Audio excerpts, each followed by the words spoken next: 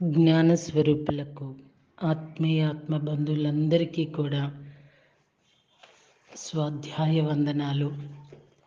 ఈరోజు మన మొదటి ఆడియోలో మీలారేపా చరిత్ర Tibet Yogi. Actually masters old is gold ఈ బుక్ ఎప్పుడో నేను ఆడియో చేయవలసింది, ఇప్పుడు చేయగలుగుతున్నాను.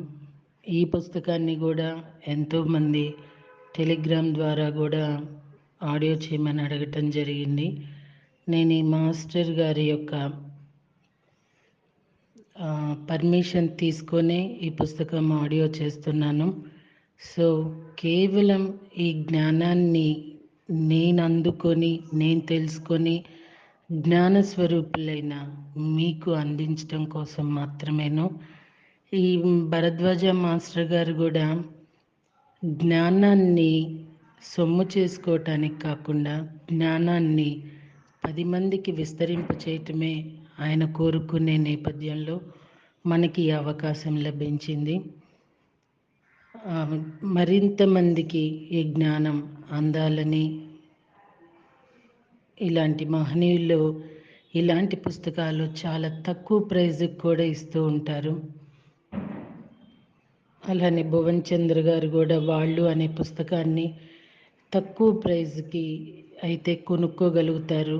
పుస్తకాలు 500, 400, 600, 700 అంటే ఈ ఉన్న పరిస్థితుల్లో ఎవరైనా ముందుకు రావటానికి వెనకాడతారు. ఎంతో 100% పుస్తకాల పురుగులైతే తప్ప అవి కొనుక్కోరు. సో జ్ఞానం పంచాలి అన్న నేపథ్యము ఎంతో ఉన్నతమైనది. మనకి అవకాశం ఇచ్చిన వారికి సదా ధన్యవాదాలు తెలియచేసుకుంటున్నాము. సో రచయిత ముందుగా ఒక మాటను చెప్తున్నారు, ఏంటో కొంచెం తెలుసుకుందామంటారా? భగవంతుని సంపూర్ణంగా విశ్వసించి నిరంతరం గుర్తుంచుకొని మన జీవితం అంతటినీ ఆయనకు తృప్తికరమైన రీతిన గడుపుకోవటమే సర్వమతాల సారము. దీనిని సంపూర్ణంగా సాధించిన వారే మహాత్ములు. ఆ స్థితి సాధించాకనే దుఃఖం శాశ్వతంగా అంతమొందగలదని అన్ని మత గ్రంథాలు అందరు మహాత్ములు చెప్తున్నారు. ఎట్టి దుఃఖము అసంతృప్తి లేకుండా ఉండగలగాలనే జీవులన్నీ కోరేది. కానీ దానిని సాధించే మార్గం ఎంతో సూక్ష్మమైనది. అది తెలియాలంటే దానిని తెలిసి సాధించిన వారిని ఆశ్రయించాలి. కానీ వారిని ఆశ్రయించిన వారు మనకివ్వదలిచినదంతా మనం పొందగలగాలంటే వారిని సేవించే పద్ధతి కూడా తెలియాలి. దానిని కూడా పూర్ణుడైన గురువు సరి అయిన పద్ధతిని సేవించి వారి అనుగ్రహంతో ఆత్మజ్ఞానం పొందిన మహాత్ములే మనకు తెలపాలి. అలా జరగకుండా ఉండాలంటే మనం మరికొంతమంది సద్గురుల చరిత్రలు బోధలు చదవాలి. అనేక మంది సద్గురువులను దర్శించాలి. వారందరి రూపాల్లోనూ ఒకే దైవం ఎలా ప్రకటమయ్యాడో వారి చరిత్రల నుండి మనం గమనించాలి. వారు మనకు తెలిపిన సద్గురువు సేవా విధానం తెలుసుకొని మనం అనుసరించాలి. టిబెట్ యోగి మీలారేపా అట్టి సద్గురువుల్లో ఒకరు. ఈ మహనీయుని అద్భుత చరిత్ర చదివితే మానవ జీవిత లక్ష్యమేంటో గమ్యమేమిటో ఆ గమ్యం చేరటానికి మనం గురువుని ఎలా సేవించాలో ఎలా సాధన చేయాలో మనకి సంపూర్ణంగా తెలియగలదు.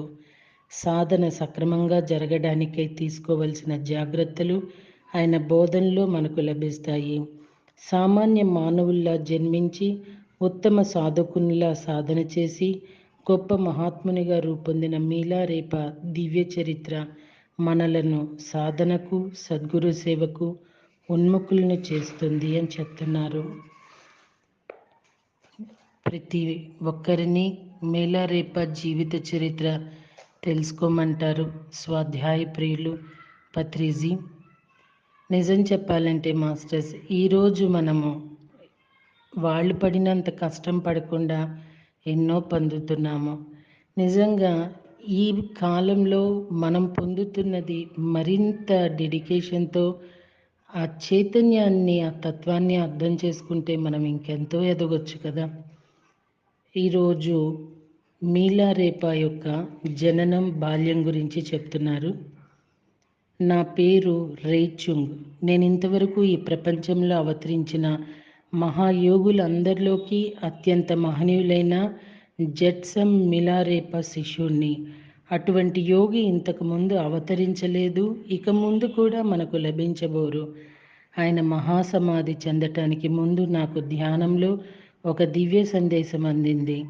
దాని కారణంగా నా గురువైన మీలారేపా గారిని తన జీవిత చరిత్రనంతా నాకు, నా తోటివారైన ఆయన శిష్యులకు చెప్పవలసిందని అత్యంత భక్తి గౌరవాలతో ప్రార్థించాను.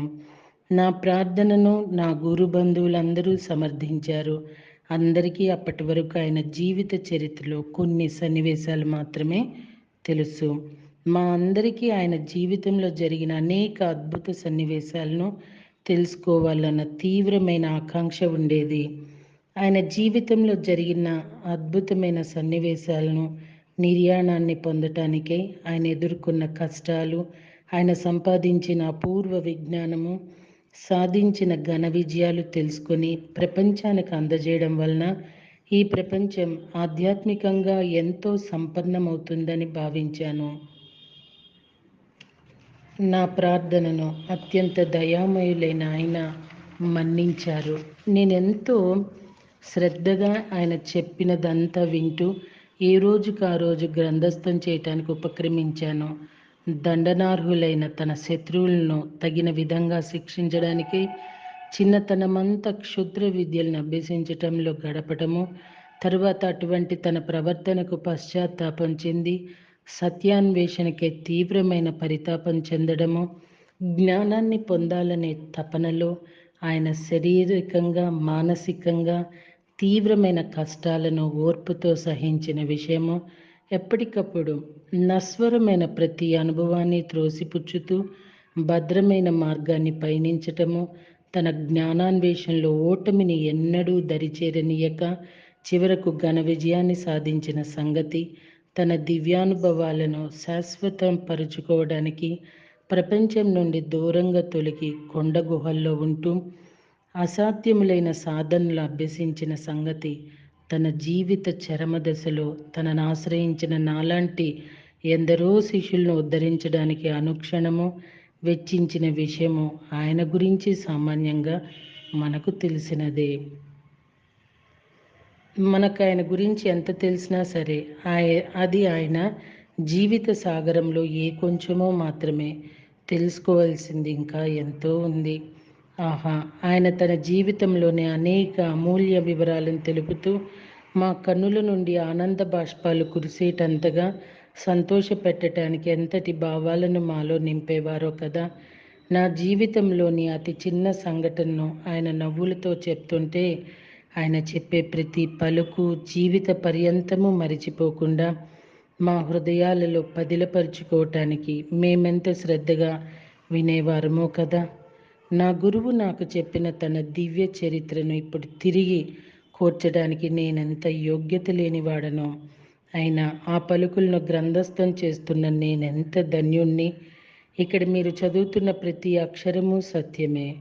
మనవలే సామాన్యుల్లా తన జీవితం ప్రారంభించిన ఒక జీవిత గాథయే ఇది.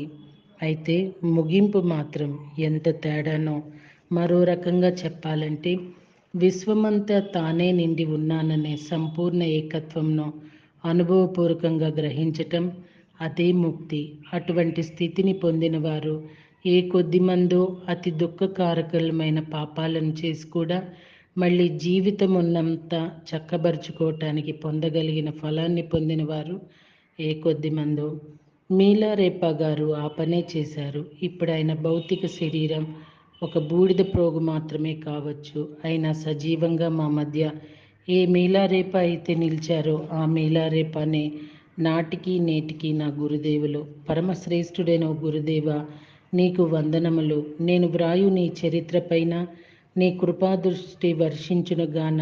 నాలో నుంచి నువ్వే ఇక ఇప్పుడు ఈ లోకం వినగలిగిందకై మాట్లాడు తండ్రి.